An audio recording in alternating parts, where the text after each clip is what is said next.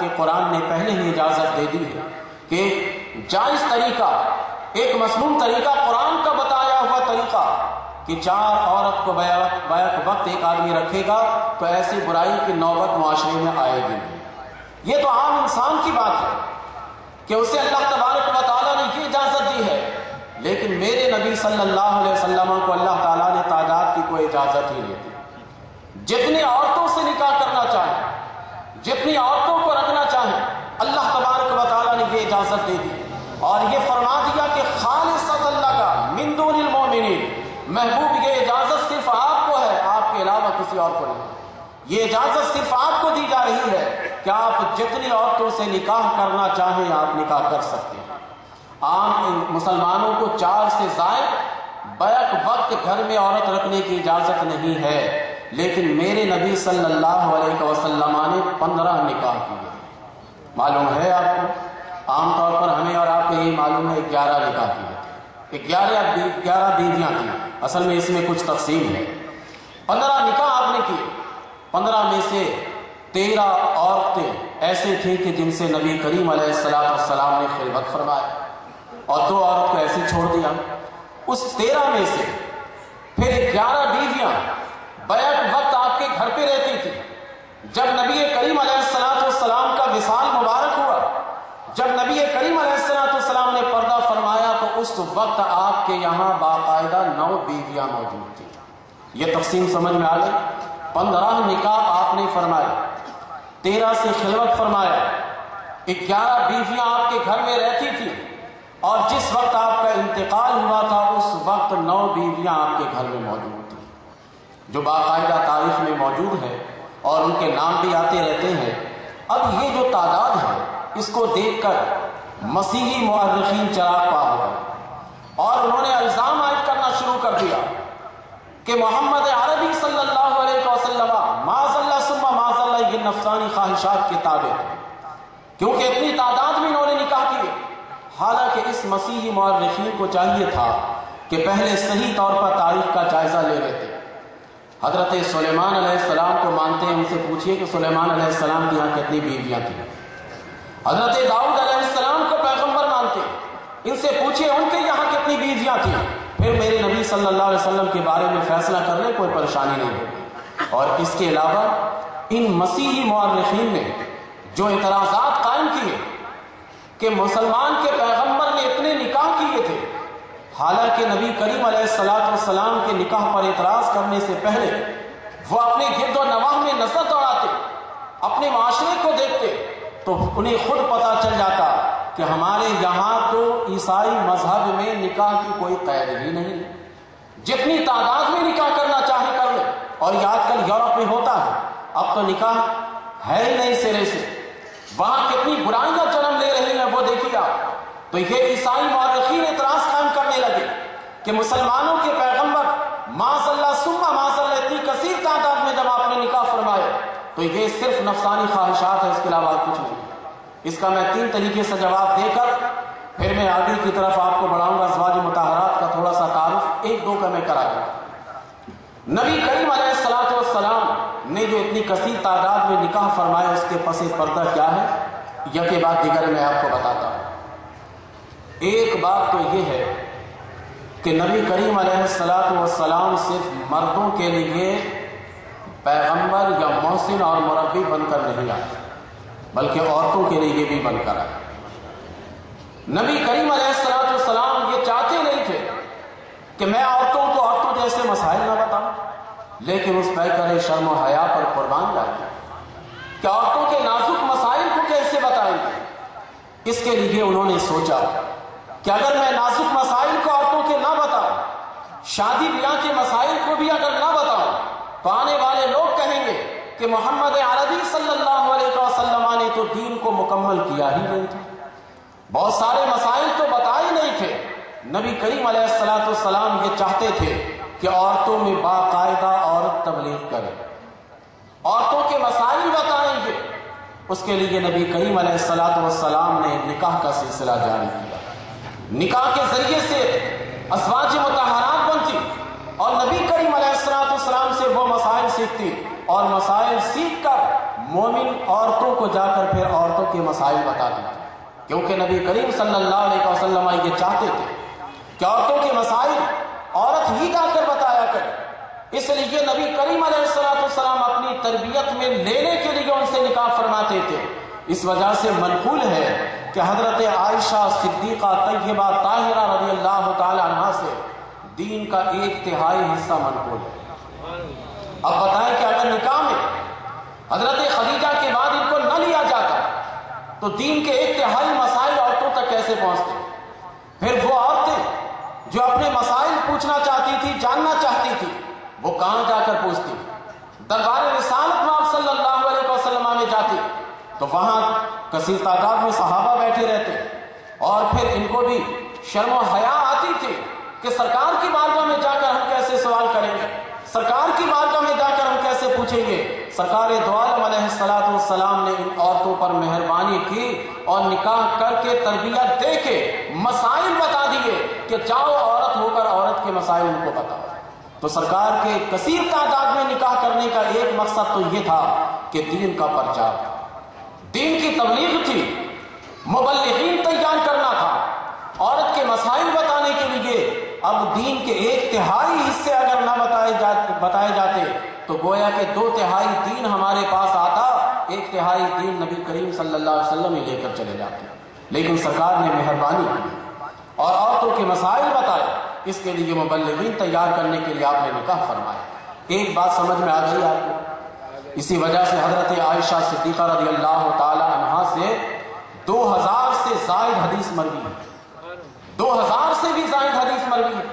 اب بتائیں کہ خاتون ہو کر اتنی حدیث روایت کر رہی ہے، باقاعدہ حضرت عائشہ رضی اللہ تعالی عنہا فتویٰ دیا کرتی تھی، مسائل بتایا کرتی تھی، عورتیں آتی تھی کثیر تعداد میں اور مخفی مسائل ان سے پوچھ کر جایا کرتی تھی۔ ایک وجہ کثیر تعداد کی یہ ہے، دوسری وجہ یہ تھی کہ سرکار دو عالم علیہ السلام دین کے معاملے میں حریص تھے۔ آپ چاہتے تھے کہ کثیر تعداد میں لوگ اسلام میں داخل ہوں، کثیر تعداد میں لوگ دائرہ اسلام میں آئے، لیکن قبائل در قبائل جو بٹے تھے، سب کی ایک دوسرے سے دشمنی تھی، اور نبی کریم علیہ السلام سے دشمنی تھی، ان لوگوں کی پکی تھی۔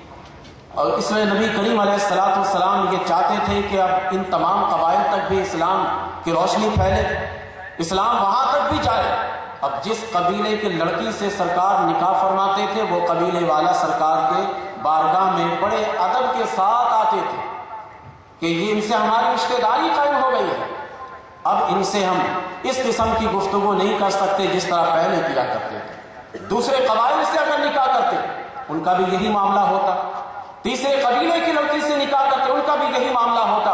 ہمارے یہاں ایک مشاہدہ ہے کہ آپ دیکھیے گا کہ ایک دوسرے علاقے کا شخص جو علاقے میں داماد بن کر آیا تھا، اگر وہ آ جائے گلی کے تمام لوگ سمجھتے کہ یہ میرا اپنا داماد آیا ہے، کیونکہ اس گلی کی لڑکی نہیں بلکہ ہماری لڑکی ہے۔ یہ علاقے کے لوگوں کی سوچ ہوتی ہے، یہ پہلے سے سوچ چلی آ رہی ہے۔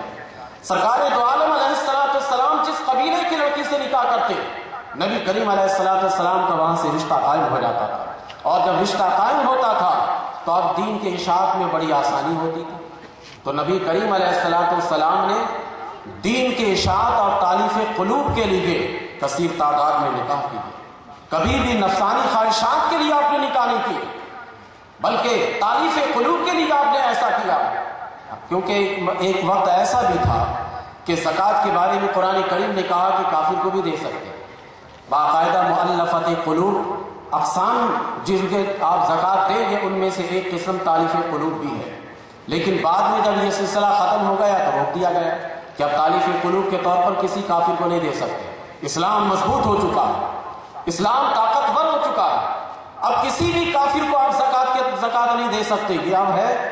اسی طرح نبی کریم علیہ السلام نے تالیف قلوب کے لیے نکاح فرمایا تاکہ جس قبیلے کی لڑکی سے میں نکاح کروں گا اس قبیلے کے لوگ میرے معاملات میں نرم ہو جائیں اور میں آسانی سے دین پھیلاتا چلا جاؤں گا۔ دوسری وجہ تو تعداد نکاح کی یہ ہے۔ تیسری وجہ تعداد نکاح کی یہ ہے کہ سرکار دو عالم علیہ السلام سے بہت سارے لوگ شرف لینا چاہتے ہیں کہ میں اپنی بیٹی کو سرکار کے نکاح میں دوں اور مجھے یہ شرف مل جائے۔ نبی کریم علیہ کہ کوئی مجھ سے امید لگائے اور میں اس کی امید پوری نہ کروں، جبکہ اللہ نے اجازت دی کہ آپ جتنی عورتوں سے چاہیں نکاح کر لیں، یہ خالصۃ لک، یہ صرف آپ کے لیے، آپ کے علاوہ کسی اور مومن کے لیے نہیں ہے، تعداد آپ کے لیے نہیں ہے، جتنی تعداد میں آپ چاہیں نکاح کر لیں۔ اور سرکار دو عالم علیہ السلام شرف دینا چاہتے تھے، ایک نسبت فراہم کرنا چاہتے تھے، اس وجہ سے نبی کریم علیہ السلام نے کثیر تعداد میں نکاح کیے۔ امام حسین رضی اللہ تعالیٰ عنہ کے بارے میں ایک صاحب نے مجھ سے یہ پوچھا تھا کہ سنا ہے کہ امام حسین رضی اللہ تعالیٰ عنہ بہت نکاح کرتے تھے اور پھر طلاق دے دیتے تھے۔ میں نے کہا صحیح سنا آپ نے، لیکن یہ کسی غلط مفہوم کی وجہ سے ایسا نہیں ہوتا تھا، بلکہ امام حسین رضی اللہ تعالیٰ عنہ نواسہ رسول تھے۔ لوگ یہ چاہتے تھے کہ ہم اپنی بیٹی انہیں دے کر نواسہ رسول سے ایک نسبت حاصل کریں۔ اب نبی کے علاوہ غیر نبی کے لیے 4 سے زیادہ تعداد بیک وقت گھر میں رکھ نہیں سکتے، تو اب امام حسین رضی اللہ تعالیٰ عنہ کے پاس بغیر طلاق دینے کا اور راستہ کون سا تھا؟ کیونکہ اگر طلاق نہیں دیتے تو پھر 5 بیوی ہو جاتی اور یہ جائز نہیں، طلاق دے کر ایک کو کم کرتے اور ایک سے نکاح کرتے، اس کو نسبت شرف دیتے۔ تو جب نواسہ رسول سے شرف نسبت کے لیے اس طرح سے معاملہ ہو رہا تھا تو میرے نبی صلی اللہ علیہ وسلم جو پیغمبر آخر الزمان، جو امام الانبیاء ہیں، لوگ کس طرح سے نسبت حاصل کرنے کے لیے چاہتے تھے؟ وہ چاہتے تھے کہ اپنی بیٹیوں کو دیں اور شرف نسبت حاصل کریں۔ ایک میں مثال دیتا ہوں، حضرت حفصہ رضی اللہ تعالی عنہ امہات المومنین میں سے ہیں یہ۔ حضرت حفصہ، ان کو تو سب سے پہلے حضرت ابو بکر صدیق رضی اللہ تعالی عنہ کے بارگاہ میں حضرت عمر نے پیش کیا تھا کہ اے ابو بکر آپ ان سے نکاح کر لیجیے، کیونکہ یہ حضرت عمر کے صاحبزادی تھی اور ہماری ماں امہات المومنین ہیں۔ حضرت ابو بکر صدیق رضی اللہ تعالیٰ عنہ نے کہا کہ میں اس سلسلے میں ابھی کچھ نہیں کہہ سکتا۔ حضرت عمر رضی اللہ تعالیٰ عنہ کو بڑا غصہ رہتا تھا، جلال میں رہتے تھے، وہاں سے آ گئے حضرت عثمان غنی رضی اللہ تعالیٰ عنہ سے کہا گیا عثمان آپ حفصہ سے نکاح کر لیجیے۔ حضرت عثمان غنی رضی اللہ تعالیٰ عنہ نے ٹال مٹول کرنے کے لیے کہا کہ میں سوچوں گا۔ حضرت عمر رضی اللہ تعالیٰ عنہ سمجھ گئے کہ یہ بھی ٹال رہے ہیں، سیدھے نبی کریم صلی اللہ علیہ وسلم کی بارگاہ میں چلے، سرکار سے فرمایا کہ سرکار آپ ان سے نکاح کر لیجیے۔ نبی کریم علیہ السلام نے ان سے نکاح فرما دیا۔ اب مجھے یہ بتائیے کہ اگر نفسانی خواہشات ہوتی تو نبی کریم علیہ السلام کی بارگاہ میں حضرت عمر پہلے ہی لے کر چلے جاتے، لیکن ایسا ہوا نہیں۔ حضرت ابو بکر صدیق نے انکار کیا کیونکہ یہ بیوہ تھی، حضرت عثمان غنی رضی اللہ تعالیٰ عنہ نے انکار کیا، لیکن سرکار دو عالم علیہ السلام نے انکار نہیں کیا، بلکہ آپ نے یہ نسبت نکاح کر کے حضرت عمر کو بھی عطا کر دی، یہ نسبت انہیں بھی دے دی ہے۔ تو اس طرح سرکار دو عالم علیہ السلام پر جو اعتراضات غیر مسلم قائم کرتے ہیں، میں یہ سمجھتا ہوں کہ اگر وہ غور و فکر کریں تو مسیحی مورخین تعداد ازواج مطہرات پر جو اعتراضات قائم کرتے ہیں، یقین جانیے کہ اگر وہ غور و فکر سے اس کا مطالعہ کریں تو یہ اعتراض کبھی نہیں کریں گے۔ اب میں اس جانب لے کر جاتا ہوں اس سوال کا جواب دینے کے لیے۔ یہ تو علت تھی، وجہ تھی جس کے بنا پر نبی کریم علیہ السلام نے اتنی کثیر تعداد میں نکاح فرمایا تھا۔ اب میں اس سوال کا جواب دینا چاہتا ہوں کہ جو عیسائی مورخین سوال کرتے ہیں، اعتراض کرتے ہیں کہ معاذ اللہ ثم معاذ اللہ کی یہ نفسانی خواہشات تھے۔ سرکار دو عالم علیہ السلام کا پہلا نکاح حضرت خدیجہ سے ہوا، آپ سب کو معلوم ہے۔ حضرت خدیجہ سے جب پہلا نکاح ہوا تھا تو اس وقت حضرت خدیجہ کی عمر 40 سال تھی، اور ایک ضعیف روایت کے مطابق حضرت خدیجہ کی عمر اس وقت 28 سال تھی، لیکن یہ 28 سال کی روایت انتہائی ضعیف اور اس کو علماء نے معتبر نہیں مانا۔